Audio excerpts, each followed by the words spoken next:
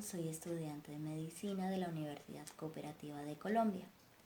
Hoy el video va a ser un tanto diferente, pues no abordaré un tema como tal, sino haremos un caso clínico que va a estar desarrollado a lo largo del video y se tocarán puntos generales de cada cosa que hablemos.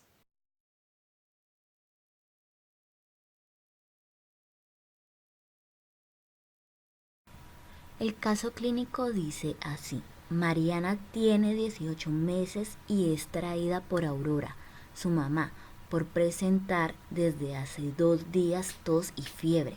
Ellas viven en Bogotá y Mariana nunca ha salido de la ciudad. Aurora refiere que ha tenido moquitos y que anoche se levantó llorando porque le dolía el oído. Mariana recibe alimentación, pero con dificultad. Luz irritable, está adecuadamente hidratada y no ha tenido diarrea ni vómitos.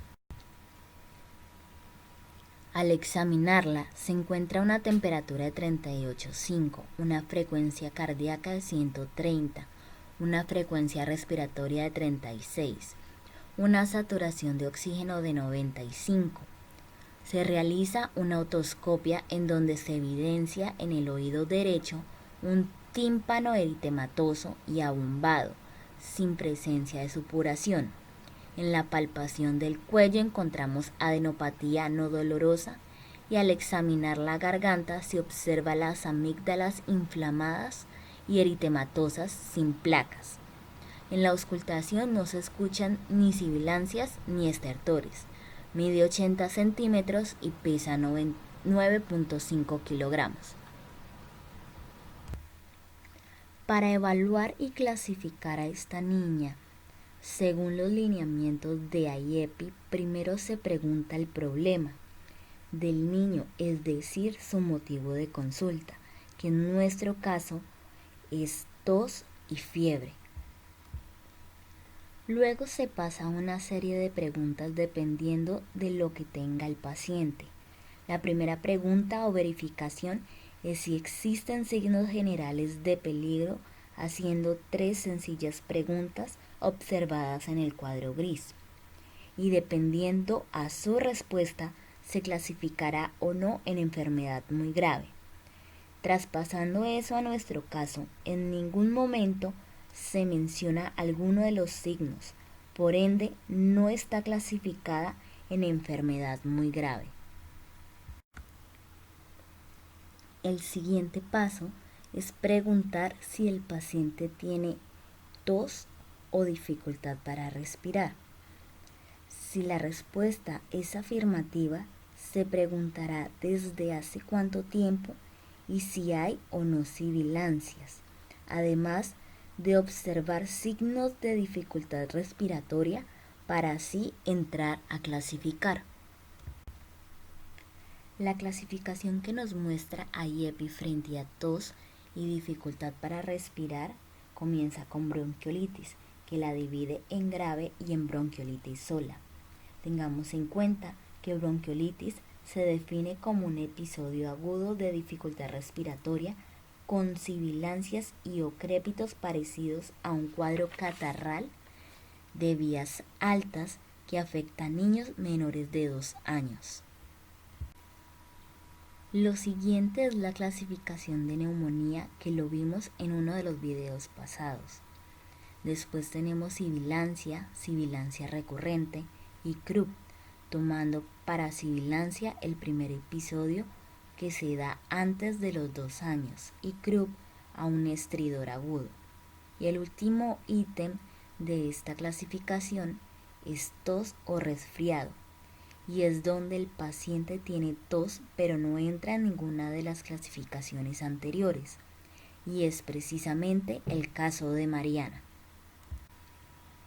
Lo siguiente que tenemos en nuestro caso es la fiebre, y lo importante aquí es la cronicidad de esta, además de la visita o vivienda de zonas endémicas en caso de dengue y malaria, y observar si todas las manifestaciones de estas enfermedades están o no presentes.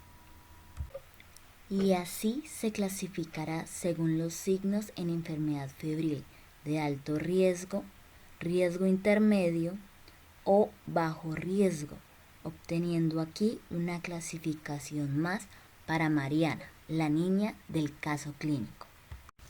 IEPI también nos muestra la semaforización según la permanencia en una zona endémica y su clasificación, a malaria como complicada y malaria, y a dengue como con signos de alarma y dengue grave, probable dengue y no tiene dengue. Otra cosa que nos encontramos en el caso clínico y que IEPI nos clasifica es el dolor de oído. Y como en las anteriores preguntas, se indaga de la cronicidad y si ha tenido más episodios. Si esto es afirmativo, se pasará a preguntar cuántos episodios ha tenido. Aquí con la otoscopia determinaremos la integridad del tímpano, si hay supuración, y frente a la palpación del oído para observar si hay o no inflamación dolorosa. Dentro de la clasificación del dolor de oído tenemos mastoiditis, definida como la infección de las celdillas mastoideas del hueso temporal secundarias a un proceso supurativo prolongado del oído medio. Otitis media, que es la inflamación de inicio súbito que se caracteriza por síntomas de fusión en el oído medio. Otitis crónica, que es el proceso inflamatorio asociado a perforación de la membrana timpánica y exudación por más de 6 semanas. Y otitis media recurrente, de la cual ya habíamos hablado en un video anterior. Teniendo esto en cuenta, Mariana entra en la clasificación de otitis media aguda. Lo último presente en el caso clínico de Mariana es el dolor de garganta, en donde se harán las 3 preguntas que están en el recuadro gris. Y esto se clasifica como faringoamigdalitis estreptocóxica, que le da principalmente a los niños menores de 3 años, faringoamigdalitis viral, que se presenta por lo general en menores de 2 años, y la última, que es no tiene faringoamigdalitis, recordando que la faringoamigdalitis se define como un proceso agudo febril con inflamación de la mucosa faringoamigdalar, pudiendo presentar eritema, edema, exudado o vesículas. Pasaremos ahora a graficar y clasificar el crecimiento de Mariana.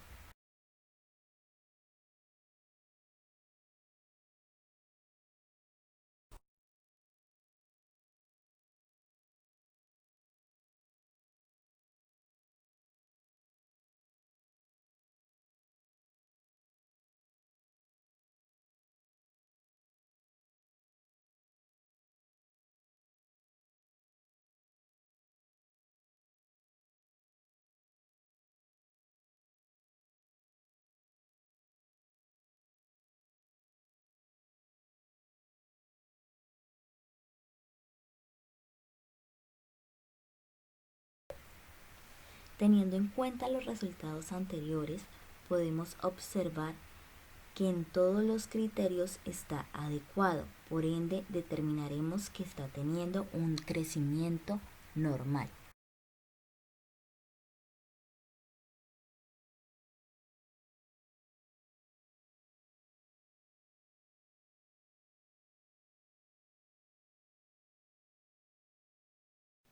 Bueno, hasta aquí el video de hoy y espero les haya gustado.